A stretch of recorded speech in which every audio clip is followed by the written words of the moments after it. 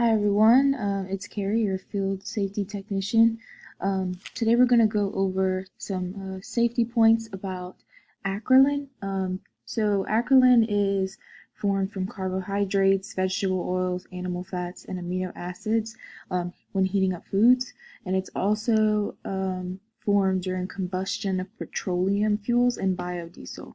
And so this is something that you're going to run into on a daily basis on the job, and so we're just going to go over some things about it and some safety precautions that you could be taking. So, the dose responsible relationship for acrolein, the TLV is going to be 0.1 parts per million.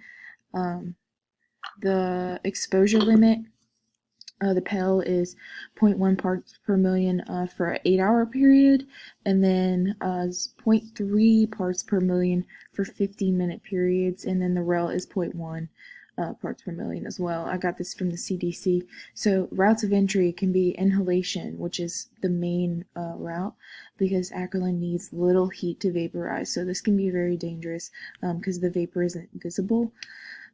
So just be wary of that. Skin and eye contact is also a possibility, and then ingestion. So the lethal exposure to acrolein is 150 parts per million after 10 minutes. So these studies were conducted after exposing volunteers to acrolein for different periods of time and recording their reactions. And so you can start to feel kind of dizzy. It can burn your skin and eyes. It's highly flammable, really reactive, and it's also made in fires, like I said, like burning petroleum and stuff. So you want to be super wary of those symptoms. If you ever feel those symptoms, please just remove yourself from the room or the situation where there may be something burning. So we're going to switch over to asbestos. About 29 CFR 1910 subpart Z, the medical protocols for this, since you're exposed to asbestos on a daily basis. Hopefully not, but sometimes a lot of companies can have exposure to this chemical, and there's a lot of lawsuits that are coming out about this, so I just want to go over it. According to OSHA, if you're exposed to asbestos at or above 0.1 fibers per cubic centimeter for more than 30 days per year, a medical surveillance program is required. So this is going to include examination by a physician.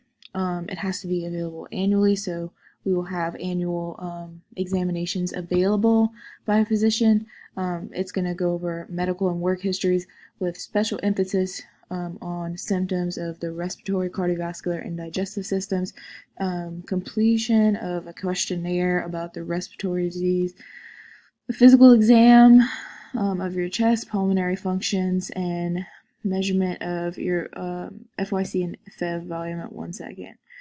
Your doctor will know what that means. And any laboratory or other tests that the physician deems sound medical practice. So any other test that he wants to run, if he sees something wrong, we're going to have to go ahead and do that. Indoor air quality standards. So CO2 is a surrogate measure for the effectiveness of an HVAC system, so the air supply in our buildings. So the source of CO2 could be unvented gas and kerosene appliances, improperly vented devices, operations that produce combustion, human respiration, and vehicles, gasoline, diesel engines can be a source of CO2. So the normal levels of CO2 is about 350 parts per million, and we're gonna go ahead and evaluate HVAC whenever CO2 is above 1,000.